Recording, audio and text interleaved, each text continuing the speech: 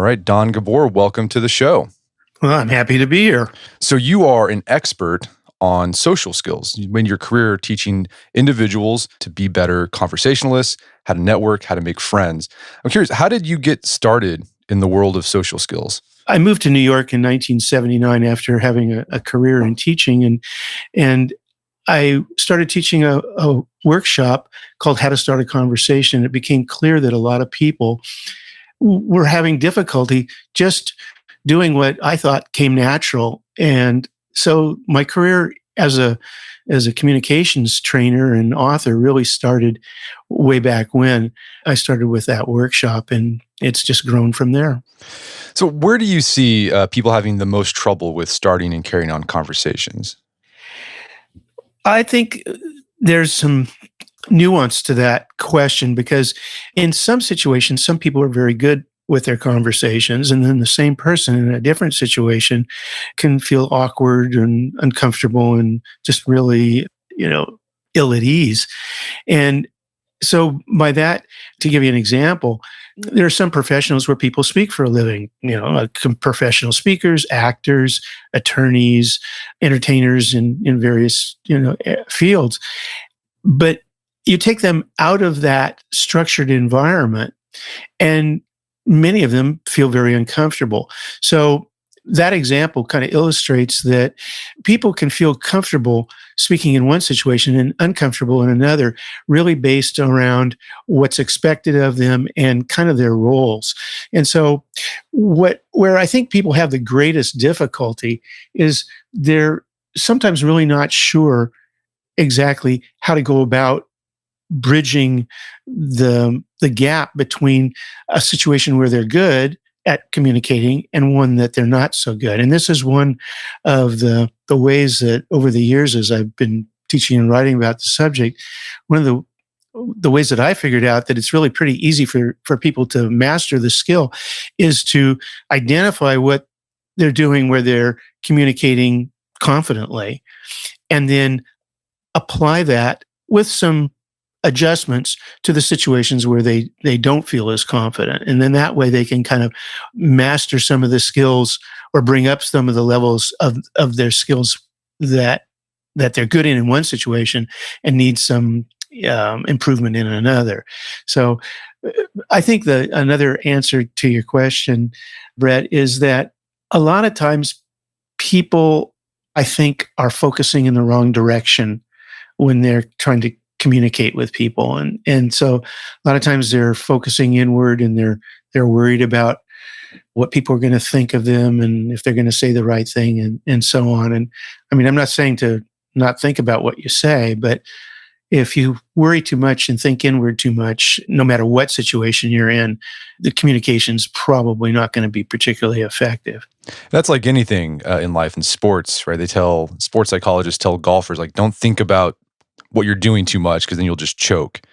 Yeah, I mean, that's sort of the mentality, I think, of muscle memory, and if you practice enough, then let your abilities just take over. And I think that's a good point, and it's a good analogy for communication skills. And that's one of the things that I tell people, who they say, well, I'm kind of shy and I don't really like to talk to people that much, and I'm not really sure what to say, and I don't want to say the wrong thing. I say, look, there's a lot of opportunities to practice interacting with people where there's no risk. It's not like you're in a business meeting, or you're in a job interview, or you're out on a first date, and you really do want to make a good impression. I mean, there's no question about that.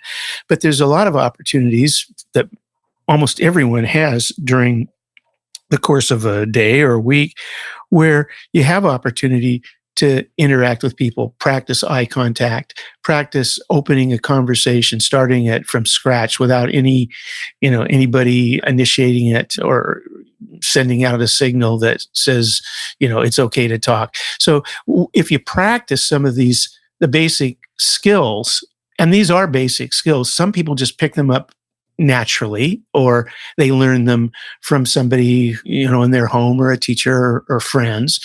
And other people, it doesn't come natural. I mean, some people are natural athletes and some people are natural musicians and so on, but they still have to learn the skills to support that natural ability. And I believe that communication skills are, similar in that way. So practice, like in a sports analogy, applies to the conversation skills as well. So you've been at this since 1979. The first book you published was in 1983. It's How to Start a Conversation and Make Friends. I mean, has anything changed since then? I mean, have you noticed new issues pop up that people are experiencing, new concerns people have about starting conversations, or are they pretty much the same? It's a great question, and I'm asked that a lot. And over the years, I have revised my book. In fact, it's gone through 2 complete revisions. And so the answer to your question is kind of twofold. Some things just don't change. People's nature just don't change. Maybe they do over a couple million years, but not within the last 30 years that I've been working at this subject. But what has changed, technology certainly has changed, and that's made a big change, in how people communicate. And I think people's expectations have changed, and social norms have changed, what's acceptable and what's not. So what I think people need to understand, and I think what I try to communicate when I'm doing a workshop or doing an interview like this or writing a book, is that people really, I think, are looking for a couple things from one another. One is they want your attention and they want your approval. And in the article I read on your website, which I thought was very good about narcissism in conversation, people do want attention. The problem is if they only want their own attention and then they're talking too much, then that's not good, which is what the article on your website points out. But we do seek other people's attention. We do seek other people's approval. So in face-to-face communication, body language plays a very big role in approval, smiling and eye contact and the tone of your voice and those kinds of body language characteristics that are part of a conversation. But in online communication, through texting and emails and any kind of electronic communication, other than if it's a visual, body language is absent, and sometimes voice is absent. So people have to make adjustments for that. Another thing, that a big change between how we communicate now, and it's probably going to change again in the next 5 minutes or 5 years, or shorter, is that if we're having a conversation, you and I are in a club or a meeting, a business meeting, or just at a party, and we say something to one another, somebody says something and it's kind of like off the wall, or maybe it's confusing, our face will kind of go, or you'll make a little comment, or some signal will be sent that something didn't quite land right, or maybe some confusion. And then we would correct it. Oh, well, maybe let me rephrase that. But in electronic communication, and I'm using that as the example of how things are different between, when I started on this path, this career path, and now, we really don't get that. So a lot of times what happens is you write something in an email or a text, and maybe it's clear. More often it's not, because of the speed that we're writing. But we never have an opportunity to see how the other person is influenced by it, or how they are receiving that message.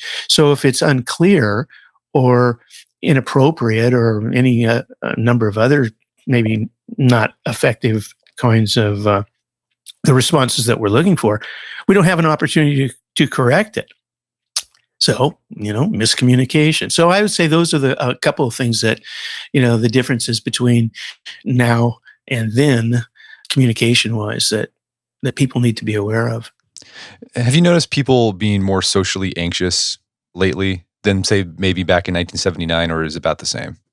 I think it's normal to have some anxiety when you walk into a room full of people that you don't know. It's just normal.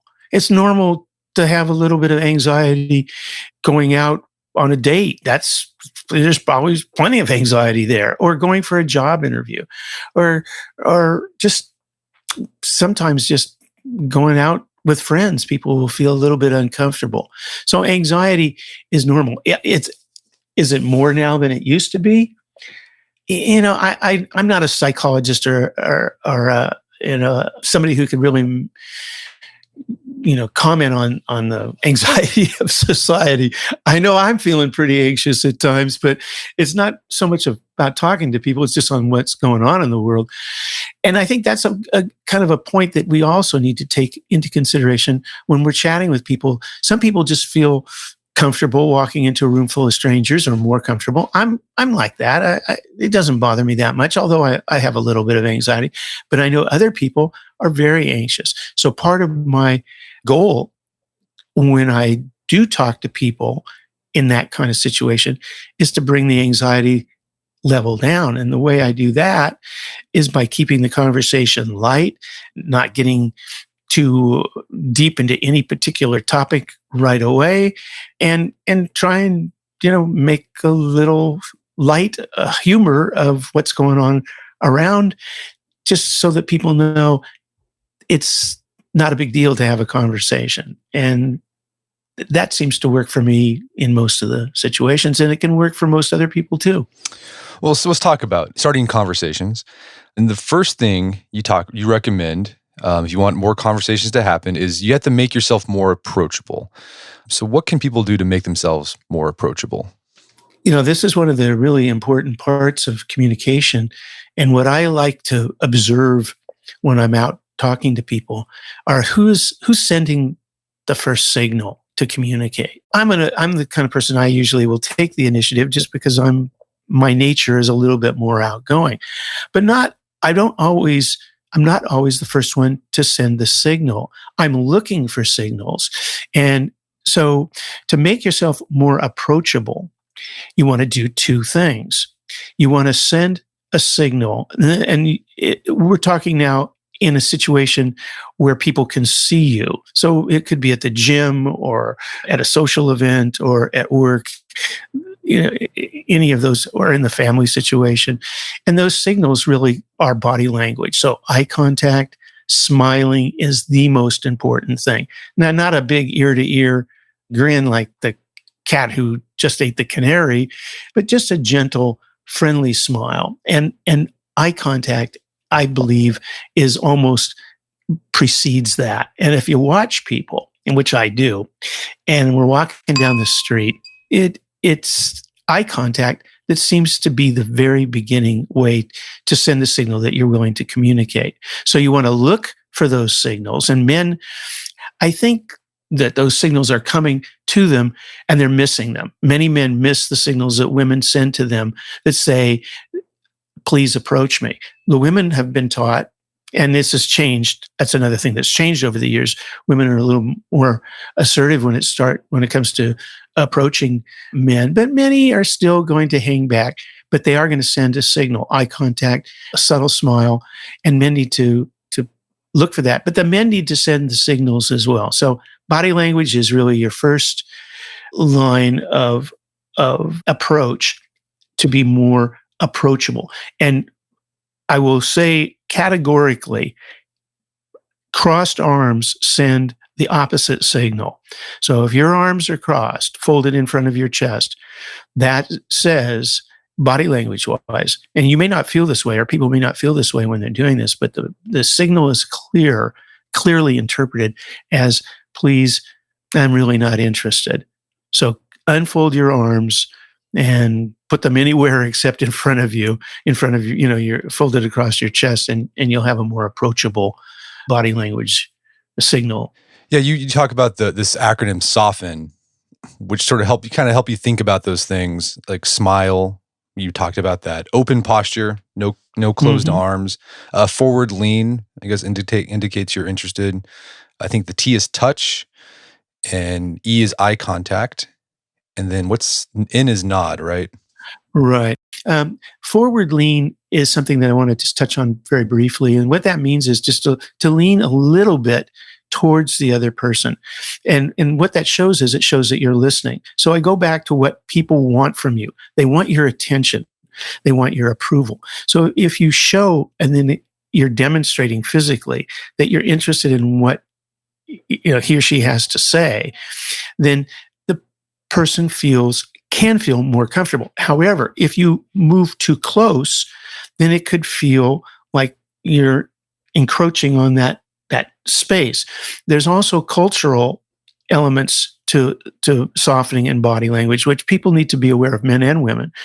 Some cultures prefer a little distance, a little more distance between speakers. Some cultures prefer or are more comfortable with closer proximity. So you want to be sensitive to that, but leaning forward slightly shows that you're interested. And touch is another one of those elements that have a cultural application with shaking hands. And some cultures, shaking hands is part of the culture. Other cultures, shaking hands is less comfortable, particularly between men and women. But here's what I encourage people to do. And I think this is pretty much standard practice in the United States and in most Western countries, is to offer your hand in handshake and shake hands web to web. And that means to shake hands. There's the place between your forefinger and your thumb, that little area is called the web of your hand, the web between those two digits. And you want to kind of focus on getting that other person's hand web to web. And the way you do that is just as you're getting ready to make contact to shake hands and you've got eye contact with the person, just glance down at his or her hand and kind of aim your hand at the web of your hand at the web of the other person's hand. And chances are you will, shake hands web to web. Don't squeeze too hard, but don't do the bone crusher and don't do the limp, wet fish kind of handshake either. So a moderate handshake, handshake, grip, web to web, at the initiation of your conversation or very close to the beginning and at the end is another important way to send signals that you're open. Okay, so you've made contact with somebody. Now this is the awkward part. How do you break the ice with someone to get the conversation going? The easiest way to break the ice, and in the most natural way to break the ice, is to focus on your surroundings, where you are, and comment or ask a question on something that both of you can relate to in your immediate surroundings. So, for example, if you're at a business event and you're networking and you're sitting down or you're waiting for a workshop to start or you're waiting for the speaker to begin, you turn to the other person and you use just a completely typical greeting. Good morning. How are you this morning? You can introduce yourself. In a business situation, you can introduce yourself right away. There's just no problem with that. And then ask, are you a member of this organization or have you seen this speaker before? Or you could say, this meeting is really, I've been a member of this organization for and the speaker, I'm really looking forward. So you can make a comment or ask a question, and introducing yourself early on in any situation is usually best. In a business situation, you can do it right away. In a social situation, where the rules are more flexible and the people are going to probably be coming from, maybe different businesses or backgrounds, or, you're going to have a little broader demographic of people there. You can still do the same thing, but you want to do it in a little less direct way. So if you're at a party, for example, and what I do when I go to a party is I gravitate towards the food table because I like food and I like to nibble and I like to cook, and so it's a topic that I can talk about, and many people feel the same way. So I will say, I wonder how this guacamole is. Have you tried it? And then I might say, so we might talk a little bit. Yeah, this is pretty good. And so, by the way, who do you know here at the party, or how do you know the host? Because most people, if they're invited to a party, they get invited by somebody, usually a host. And so that's another way. These are very typical and common ways to start the conversation.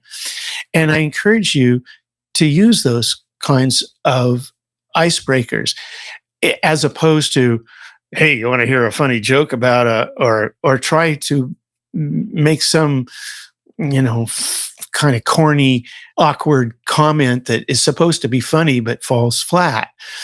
So, using the situation that you're in, if you're in your neighborhood, you're walking around, maybe looking for a place to eat, a restaurant, and you're looking at a menu in the window, and somebody comes out of the restaurant, say, "Excuse me, I'm curious, how was your meal? I've never eaten here before."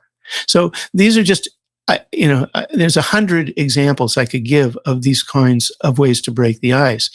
The main point is ask a question or make a comment about something that the people that you're trying to communicate with can also react to.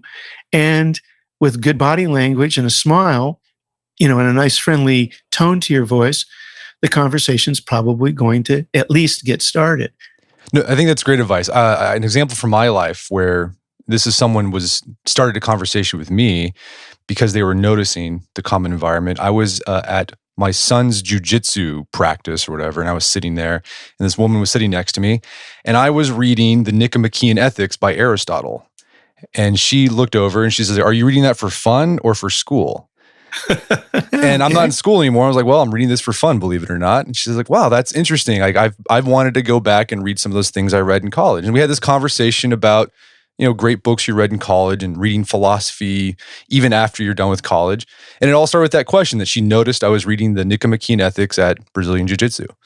Well, that's a perfect example. And that example, I think, applies to T-shirts and tennis rackets and, hats and different kinds of clothing. I mean, it goes on and on. See, once again, what do people want from you? They want your attention and they want your approval. So what that woman did in your case, Brett, was she showed interest in what you were doing. You were reading a book. Now, this was a convenient way for her to break the ice. It was very natural. It was easy, and you responded really, really well. It also gave her an opportunity to tell you that what she thought you were doing was good. Like she said, are you reading that for fun or for school? And when you said, "Well, I'm not in school anymore, for fun," and she said, "Yeah, I think it's good to." I want to go back and read some other things too. So this was a way of signaling a form of approval about what you were doing. It's so easy to do. And let me just point one more thing out about this whole topic and why I think it's so important. And one of the things that you had brought up, I think, in the beginning, and we might discuss a little bit more about how things have changed conversationally, is that in days past, maybe 10, 15, 20 years ago, maybe more, people had more opportunities to interact with one another. And today it seems like there's a lot more people that are isolated by choice and sometimes just by circumstance. But in your neighborhood, where you live, there's so many opportunities to connect with people. But more often than not, people will just kind of walk down the street and go into their apartment or house or wherever they live, or drive into their garage and go in through the back door and just kind of hide out. And I think what I try to encourage people to do is to interact with the people in their neighborhood for a variety of reasons, not in a forced way, but in a natural way. So if you see somebody walking down the street and you know that they live in your general area, you send out a friendly signal. Start with hello, how are you today? And just start from there. And then after you see that person a couple times, then say, you live right down the street, is that right? Yeah. Oh, hey, by the way, my name's Don, or my name, you introduce yourself. And it's important. What that does is it creates the beginning of a social interaction that can lead to more friendship. It can lead to more contact within the neighborhood, and it can make you feel more comfortable where you live by knowing who's around you. And so conversation has a, I think, a major role to play in fighting the isolation that a lot of people complain about in their lives today. They feel lonely. They think the internet is an option for them, and it can be, but in my view, it really doesn't replace face-to-face communication and what you actually can get from that communication, the connections that you make with people. Well, let's say you reach out to someone, try the icebreaker, you ask something, notice something in the common environment, you try to strike a conversation, but there's some rejection. They're obvious, they're not interested.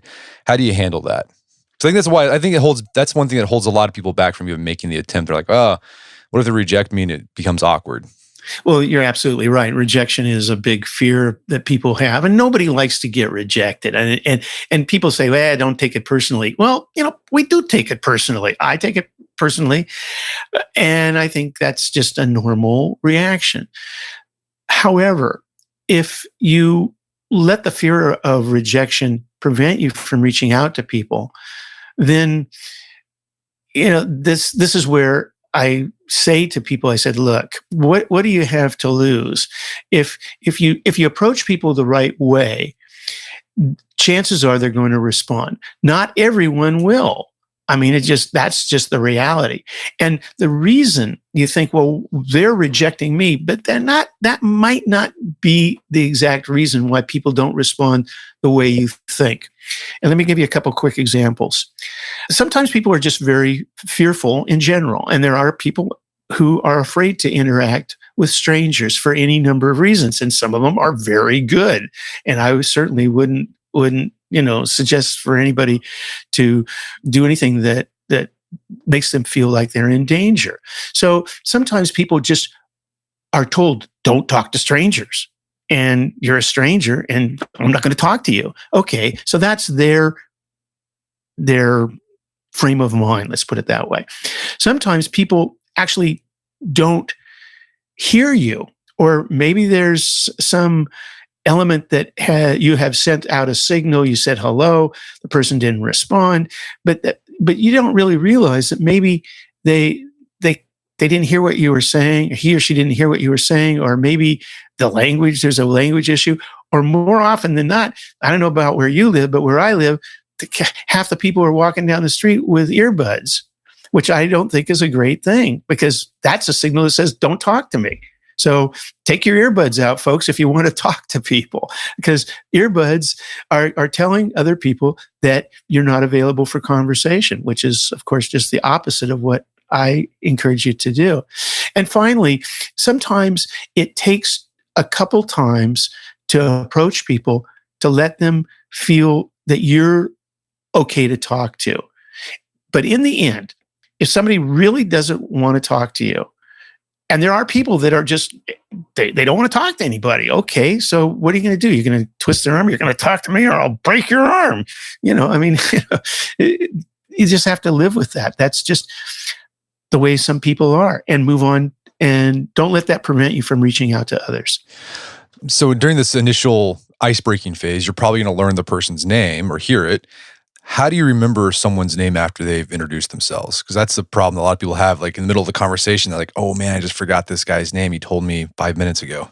Right. Well, remembering names is a big part. Well, introductions are a big part of conversation. And that's why I say do it early in the conversation. Here's and I didn't make this up, but I use these techniques, and I'm not perfect at it, that's for sure, but they do work in most cases. First of all, don't say to yourself, oh, I'm never going to remember the person's name, so I'm not going to bother. Think of the person as the most important person in the room or at that moment in your life, and focus on the moment of introduction. Don't think about what you're going to say next. This is where most people, the problem lies, is they're not listening to what the person's saying when he or she says, his or her name. They're thinking, what are they going to say next? So don't think about what you're going to say next. Repeat the person's name. If the person has an unusual name, or a name that is easy to misinterpret, ask them clarify or spell the name? Or is it Marie or Maria? And so by repeating the name, you hear the name, you repeat the name, you're sending a couple of signals. One is you care enough to want to remember the person's name by repeating it. So that makes the person feel good about the exchange.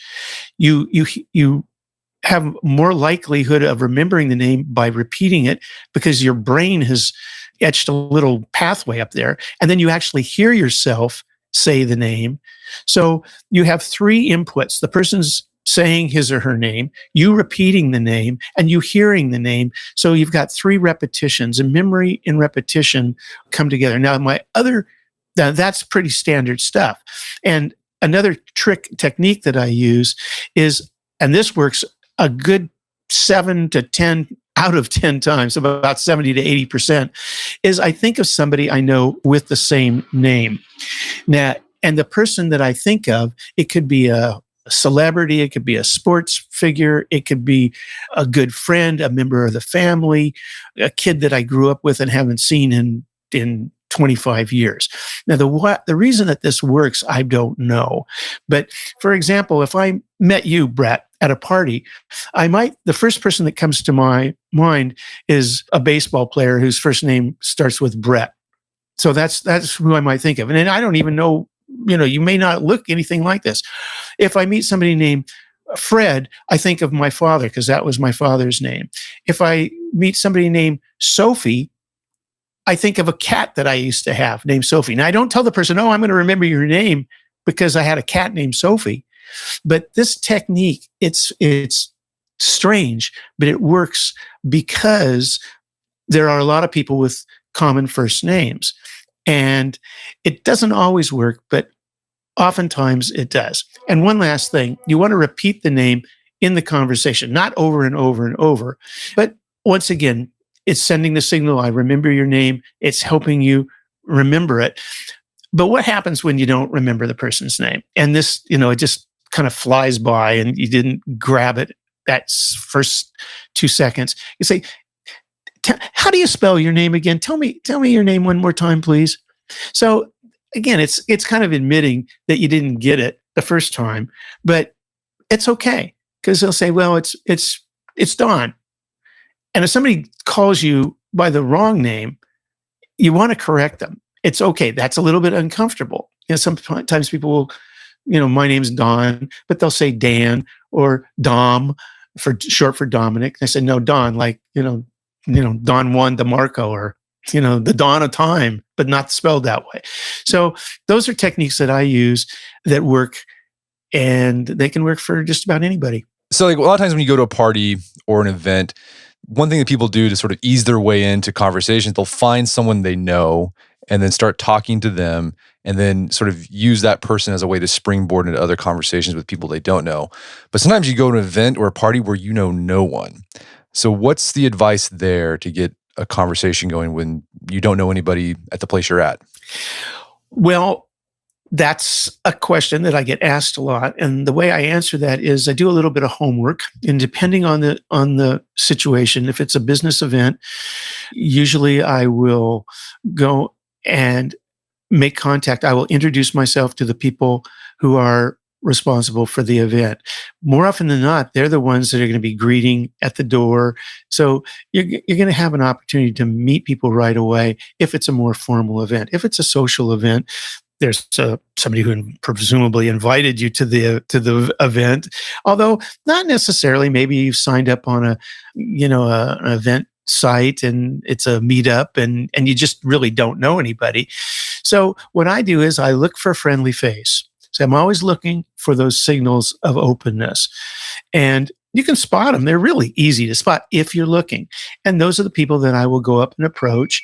And I mean, I won't walk right up, but if I see a group of people talking, that's okay too. But I'm going to observe and I'm going to watch if there's 2 or 3 people chatting together. And I'm going to watch if there's a real tight unit there. In other words, they're very close together and there's no space for a person to join that conversation. I'll probably look for either an individual or a group to join, because that closed conversation, maybe they're talking about, some personal topic or a work related, you're gossiping or something. And I probably might not want to get into that conversation anyway. So I'm looking for openness. And then I just, it's like going fishing. You got to cast out and see if you get a bite. I'm going to go to where there are people. I will not go to where there are no people, because who are you going to talk to if there's nobody there? Plus, here's another tip. If you approach people and just start a simple conversation, not monopolizing the conversation, and this is a big problem, but just interacting with questions and comments, balancing the conversation between talking and listening, and balance is the key here. What's more important, or equally important, is that the shy person who, is kind of hanging back and looking to see who to talk to, he or she will see you communicating with other people. He or she will see you moving from an individual to a group to another individual. So by you demonstrating your openness and your desire to communicate, other people see that, and they will feel more comfortable talking to you if you approach them, or they might even feel more comfortable approaching you. So once again, when you walk into that room full of strangers, look for people who want to communicate and simply say, "You look like a friendly guy. How's it going tonight? Are you here for the workshop? Are you here for the food? Or are you here for the music?" Whatever it is. And I love the idea with the group thing. Look for the open people who are showing that they're open to new person, and just say, "Hey, what brings you here?" And then exactly. join the conversation. People want to interact. We're social animals. Now, granted, some people are, more open than others, and some people are more outgoing than others, and that's all true. And that's something that we all have to. If you want to be a good communicator, you have to be able to communicate with all types of individuals, not just people who communicate like you do, which is usually the kind of people that we like to communicate with. So when you see people at a party, here's what I do at a party or at a networking event, and I'm with a group of people talking, maybe 2 or 3 or something like that.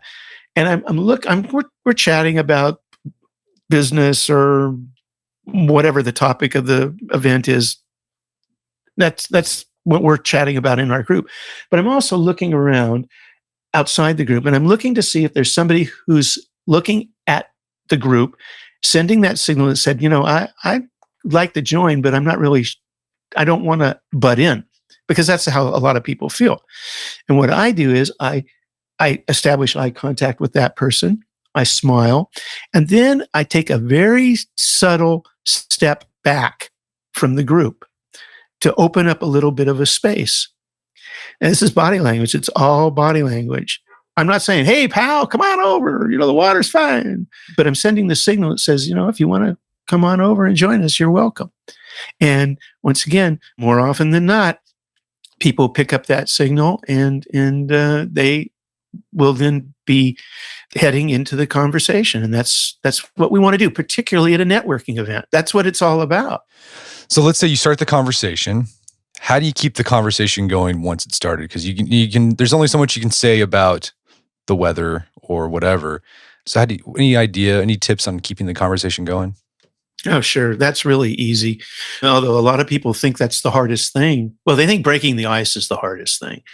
Keeping the conversation going is easy if you're listening. If all you're doing is talking, then it's not really a conversation. It's a monologue, and people are going to start, looking for ways to exit. They're looking for the door.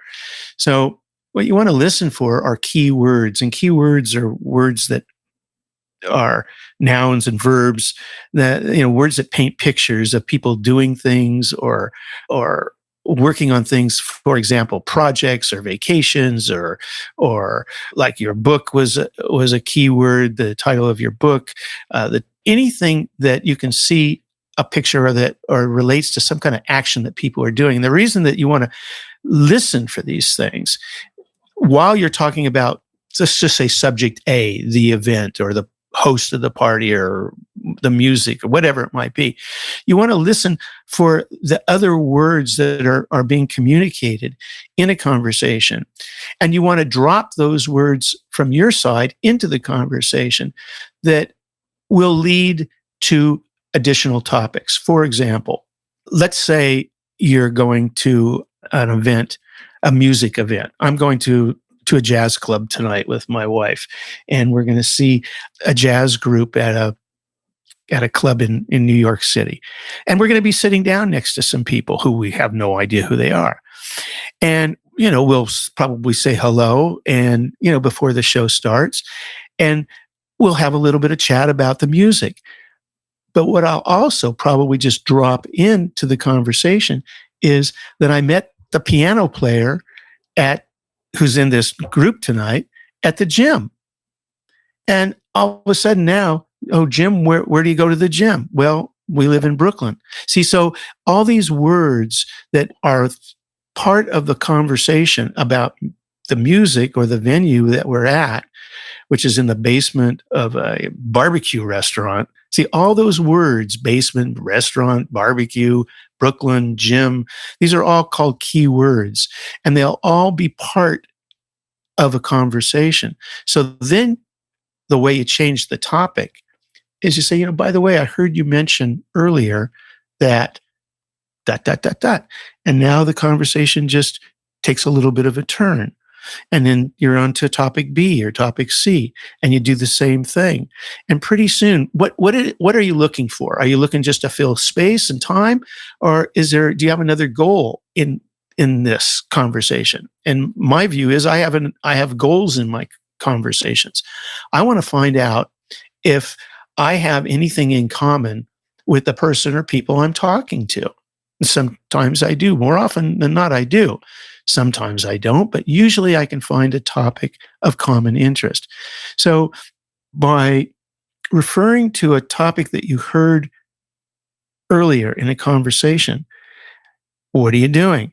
You're sending that signal again that said, I'm listening, I'm paying attention to what you told me because I remembered something that you said, and I'm kind of curious about that particular topic. Now, it could be a topic where you have a particular goal in mind. Maybe you're looking for a job, or maybe you're looking for gigs, for more work, or maybe you're looking for a new place to live, or maybe you're looking for a great place to take a vacation. These are all goals that most people have at one time or another. And by talking to people and listening when these topics come up, you can then move your conversation to those topics. And then it says to the person, I really appreciate what you've told me. So they're looking for your appreciation and your attention. And so you're fulfilling a variety of goals by just having a simple conversation. So to recap, so you're gonna listen for keywords that the person you're talking to is saying, so you can go back to. Mm-hmm. But you're also at the same time sending out signals, your own keywords, so that you're giving them a chance to pick up on something. Right, and by you referring some of the keywords, while you dropping in some of the keywords into the conversation, it tells the other person indirectly what you want to talk about. And this is very important. It goes back to one of your questions about, when people feel uncomfortable in conversations because they don't know what to talk about. So if you've dropped in a keyword about, food or gardening or whatever it might be, it's a pretty clear signal that that's a topic that you're probably willing to chat about a little bit. And maybe you have a common interest. Maybe you are a gardener too, and then you're growing tomatoes like I am. And we might say, well, how was your tomato crop this year? And so this makes other people feel comfortable when they're talking to you. And you want to remember these details so that if you see the person again, then you can make a reference to them. Maybe you're not going to see them again. More people say, oh, I'm never going to see this person again, so why should I bother with all this stuff? That's the biggest mistake you can make as far as I'm concerned. So this is the way to keep the conversation going. It's the way to feel that the conversation wasn't a waste of time and just making, idle, filling space before an event. And it gives you practice on how to interact with people in a way that makes them feel good about you and makes them feel good about themselves, so that maybe the next time you meet, it's going to be easier, and you've established some of the foundations of building some kind of a relationship, which is what all this can, lead to, and goes back to the how many people feel isolated in their lives today. What do you do if you're in a conversation where you're sending out those keywords to the person, but they're not asking any questions about you, right? It's like, and you're just asking all the questions. Yeah. It's not that they're rejecting you. They're actually enjoying talking. They'll answer any question you have for them, but they're like not taking part in that back and forth where they're not asking you any questions. Any advice there? Or should you just be like, oh, okay, well, this person's not going to ask me any questions. Well, this kind of goes back to the article on your website with the narcissism in conversations, and that is a problem. And there's some people that are just, they're just so wrapped up in themselves that they just don't get it, and you can't. I mean, you can, but it's not going to do you any good. You can't say, "Oh God, you could ask me a question, and I'd love to." So you can't be that overt, because that's a chide, and people usually don't take kindly to being, criticized that way. So what do you do? Well, you have a couple choices. You can just grin and bear it, which sometimes you have to do with friends, because there's just some friends that, and I've got a couple of friends like that, and they just very rarely ask what's going on, and they just talk about this in their lives. But you can also counter that by say, well, look, there's something I've been meaning to tell you about, what I've been doing lately. And so then you can interject some topic into the conversation, but you've got to be able to talk a little bit about it and why it's important to you, and, what it is that, you want them to know about it. And be careful about asking them an open-ended question in response to, something that you're doing, because then the ball will just bounce back into their court. An open-ended question is a question that evokes a more detailed response. So you can say something like, "Hey, have I told you about the new book I'm working on?" They say, "No, but I don't really care," which some people will say, or have you seen that new movie, that's out, or have you heard this? So those are closed-ended questions that are going to get a short answer. And then say, "Wow, it was really pretty interesting, but I'm not going to tell you, the whole thing, but here's kind of what it's about." And they might say, "What is it about?" So you have to counter that nonstop talker.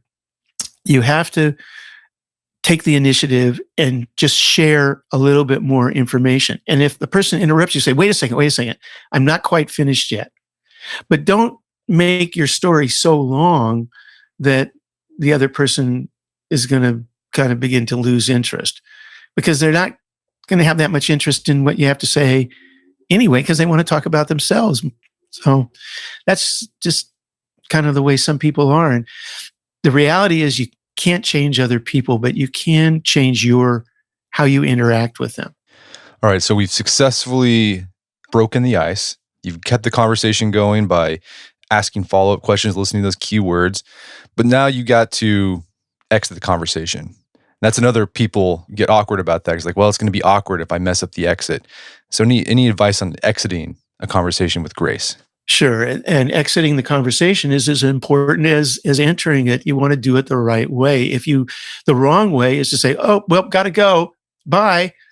Because then the person's saying, "Oh, so how does that leave the other person?" "No, I must have said the wrong thing. I'm boring. The other person, no, he doesn't like me. Forget it. I don't like him either." So you don't want that to happen. So here's how you end the conversation the right way. First of all, you restate something that the person told you briefly. You restate it in a way that shows him or her that you were listening and that you enjoyed the conversation. For example, "It was really interesting hearing about your new business. I think it's a great idea, and I'd love to hear more about it. Maybe sometime, the next meeting, you can tell me how things are going." So what that's doing is, by recapping the conversation, briefly in a sentence or two. You're A, showing the person that you were listening, B, that you appreciate what he or she said, and three, most importantly, to end the conversation, is you're sending what's called a closing signal. So people can accept that you can end the conversation. What they don't like is when it's ended abruptly. That's what leaves them uncomfortable. So that closing signal gives that person saying, oh, okay, I think this conversation is about to close. Then you use the person's name and say, Brett, it's really been a pleasure talking to you. I'm really glad we got a chance to meet. There's a couple of other people I want to say hello to before the speaker starts. So I'm sure we'll get a chance to chat again soon. And you use his or her name and nice, friendly, warm handshake, good eye contact, a smile, and off you go. Perfect. Well, Don, speaking of Don, this has been a great conversation. Where can people go to learn more about the book and your work? Or not the book, but you have multiple books. Yeah, I've written a bunch of books on the topic, and you can see them all at my website, dongabor.com. That's DONGABOR.com. And, some workshops that I've done over the years. And also, a lot of my books are published in foreign languages. And so they're all up on the website too. But you can also just go online to any of your favorite online bookstores, or go to a real bookstore or a library and look for how to start a conversation and make friends. Or just Google my name, Don Gabor, and you'll find me. Well, Don Gabor, thanks for your time. It's been a pleasure. Thank you, Brett. My guest today was Don Gabor. He's the author of several books, including the one we talked about today, How to Start a Conversation and Make Friends. It's available on Amazon.com and bookstores everywhere. Also, check out more information about Don's work at his website, dongabor.com. Also, check out our show notes at aom.is/conversation, where you can find links to resources where we can delve deeper into this topic.